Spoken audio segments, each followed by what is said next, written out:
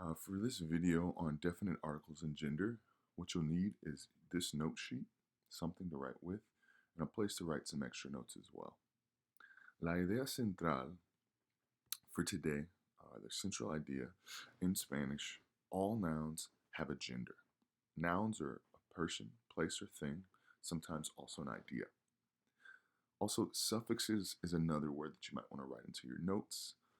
Suffixes are word endings that give us hints on the gender of the noun. All right, suffixes give us other information as well, but in this case, we're talking about definite articles and gender. That's what you can title your written notes if you are taking those in a separate spot.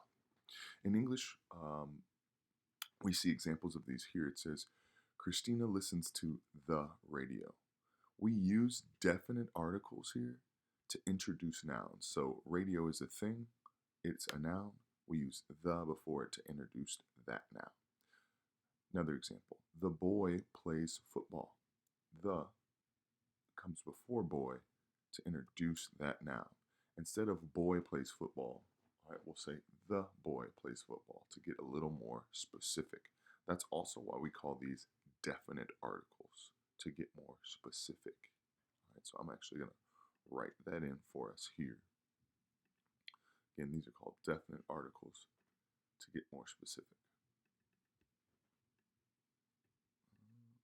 Okay. Definite or specific articles. All right, to get more specific. As we go down here, we see some other things as we transition to Spanish. In Spanish, all nouns have a gender as well. So it's super important to realize that all nouns have a gender. Those are either masculine or feminine. Now, we're not talking about just living things. We're talking about all person, place, or thing nouns have a gender. Right? That's different than having a sex, right? It's a gender based on how it's spelled. All right, based on how it's spelled. Fruta, all right, for instance, is a feminine word. Fruta ends with a, which most commonly is feminine. Chocolate is a masculine word, and in this case, this e lets us know that it's a masculine word at the end. A couple other things to keep in mind off over to the side here. You might want to pause and take these notes in green. In Spanish, we use definite articles to introduce nouns. Again, we use those to get more specific. Number two, nouns that end with a or tion, like Tion in English or Cion with that accent in Spanish, those are usually going to be feminine. Usually going to be feminine. When they're feminine, we're going to use la to introduce those kinds of nouns. So again, definite articles introduce nouns. Nouns that end in a or tion, we're going to put la in front of those nouns. Let's look at a couple examples. Here we have el. El goes with baseball y tenis. Both are sports, but that's not what makes them masculine. Right? It's more the spelling. La is feminine. La música ends with an A y la clase. Right? Even though clase in this case ends with an E, la clase is the correct gender for the word class in Spanish. A good way to remember the gender of a noun is to learn the noun. Learn it with its definite article. So some words follow this pattern over here that we have in number 2. Other words don't. So we want to make sure we learn all of the vocab we take that are nouns with the el or the la in front so that we can understand what the gender is. Let's go on to practice B here. It says, circle the definite article in the following sentences and underline the noun each article goes with. Then check the appropriate column to tell whether the noun is masculine or feminine. Okay, so again, 3 things. Circle the definite article el or la, underline the noun that goes with it, and then is it masculine, is it feminine, based on those 2 markers we see in the sentence. Let's go over this first one. It says, me gusta el fútbol norteamericano. Try that with me.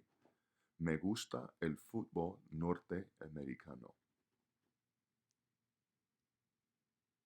Okay, you may or may not know that this sentence means I like football, or North American football, which is the kind we play with pads and helmets.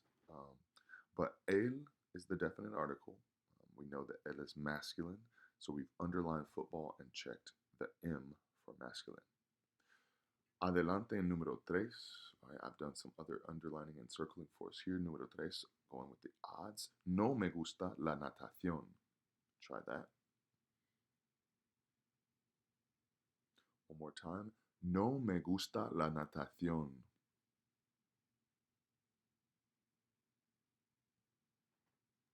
You might have understood from before that this now means I don't like la natación. La natación is kind of like swimming.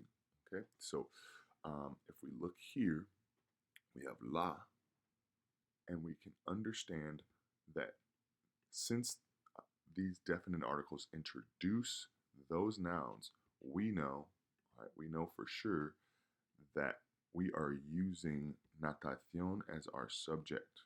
Right, our subject here is natación. Sorry, it popped up to the top here.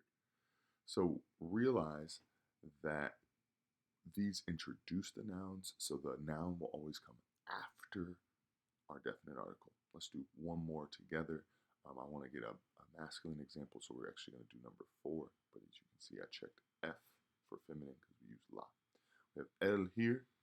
Again, it did say in the directions to circle it. Circle el. Entonces, we want to underline or highlight. It's easier for me on here. Highlight the subject. Baloncesto. Baloncesto means basketball in Spanish. So, a mí me gusta el baloncesto. Try that. A mí me gusta el baloncesto means I like basketball. Okay, so what you want to do here is then check the correct section for that. And we have just checked M for masculino or masculine because we see el and we see an O ending. We'll get more into that when we're in class today, but it's super, super important to realize that the la is feminine, el masculine.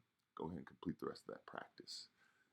In part C, the directions say complete the following sentences with the correct definite article. Definite article. So we're using el or la again, but now we're plugging them in instead of identifying them. Let's do a couple together. ¿Te gusta el fútbol? Again, we're starting to see gusta a bunch here. Gusta is a way to talk about likes and dislikes. It says, do you like football? Okay, do you like football? And this is more talking about soccer. Okay. ¿Te gusta el fútbol? Bien. So we have el, because football, as we saw before, right, is masculine. We saw el here before. It's always going to have el in front of it. So now we have memorized football with el in front of it so that we know the gender is masculine. Use el with football. Number 3. ¿Te gusta mucho la música clásica? Now, I filled this one in, but what is one identifier? Think really strong. I'm going to give you about 4 or 5 seconds. Think how we could have understood without looking above how música, our subject here, how would we know that this subject is masculine or feminine? Take 4 seconds. Think to yourself.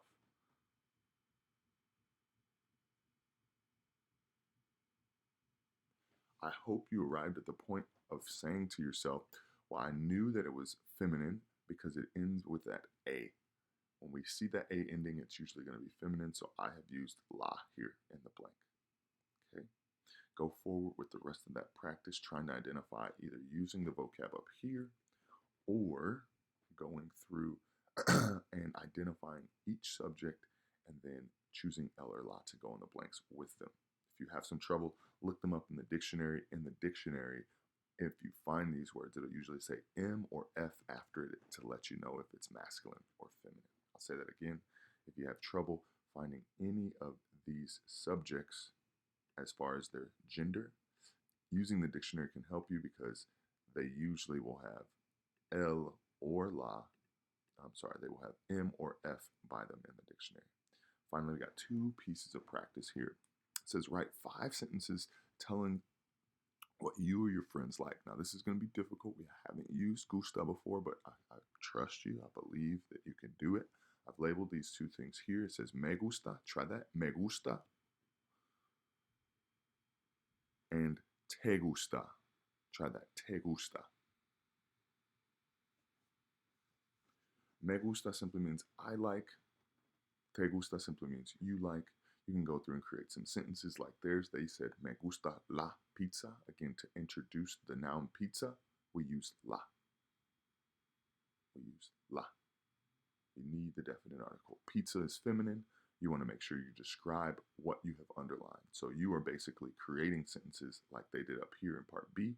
You are creating 5 of those and then identifying the noun as well as the definite article, and you are also pushing forward with describing what you've written. I'm going to go ahead and do one for us. Right, I'm going to use te gusta in this case. So te gusta el piano. Okay. So what do we have to do first? First, we've written our sentence. Done. Second, we need to make sure we are able to circle our definite article. So I'm going to try to move this around. Boop. Okay. So we circled the definite article L, and now we're going to underline our subject. Our subject underlined or highlighted, in this case, potentially it might be easier for me, is going to be piano. A little off there. I'm going to try that again. Mejor, better. So piano is our subject here in this case. All right, what we want to do now, after using el piano and underlining it as our subject, now we want to go back to our line and tell why we used el or la.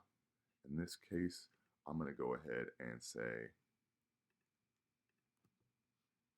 piano, and again, it looks like piano in English, but it's just said differently.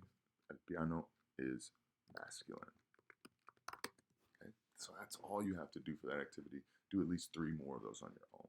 Finally, look at the following list of vocab. I pulled el piano from down here. Again, up there, you can do the same. Use some of this vocab if you're having trouble identifying words in Spanish. Use the vocab in the box below to write your sentences for part D. Use these parts. But on to the directions. Sorry for skipping around. It says, look at the following list of vocab words. Is there any similarity among the masculine nouns or among the feminine nouns? If so, how might this help you in the future when learning new nouns and their definite articles? Read those directions again, but again, look at the identifiers.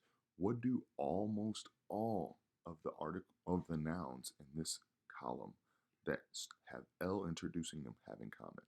And what do all of the nouns that have la introducing them have in common? We're going to dive much, much deeper into this in class and actually add a concept, so make sure you do part E and all the practice that's required. Again, enjoy this practice from part B all the way to part E this time. This one is one of your first homework assignments. Make sure you pop into my email if you have any questions. Buena suerte.